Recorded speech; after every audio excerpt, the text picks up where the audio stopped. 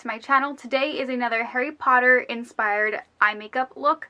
I had been thinking about this for a while and I really wanted something to do with a blue eyeliner and kind of this enclosed wing looking thing, and it was my first time doing this, so I will apologize. This eye is just a little messy, but I think the whole effect is what I like so much. I'm so happy with it.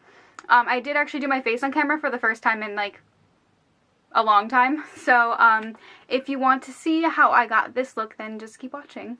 Okay, so as usual, I'm starting with the Ciate London Bamboo Bronzer in the shade Star Island as my transition shade. I want something a little bit on my eyes. Before I go in with my Colourpop No Filter Concealer, I'm just going to cut my crease into a entire wing, but I'm not going to like whip it out. I'm going to stop the wing where I want it. I want to kind of make like a cage to put the eyeshadow before I go in with it.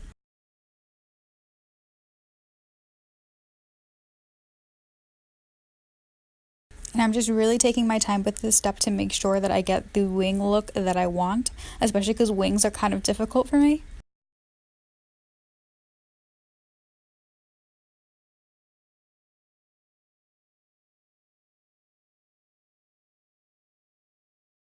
Okay, and I'm not setting this concealer, I'm going in with the Makeup Revolution Division palette, and I'm dipping into this gray shade because Ravenclaw colors are gray and blue. And I'm just packing this onto the concealer. Since it's still wet and tacky, it's going to adhere to it really nicely, and I'm just making sure with any extra product to start building out that wing like I had, not to place the majority of the product there. I place the majority on my lid and then I use the rest to trace out the wing. And that is what it looks like.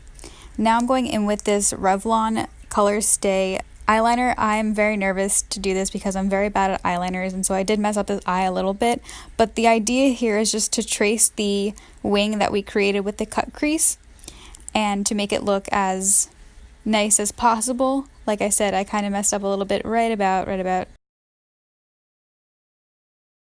here. It was a little bit of too thick of a line that I wanted, but again, I tried, and I think at the end I really liked the way it looked. So really just take your time with this, take off most of the product, and then go in and trace the wing.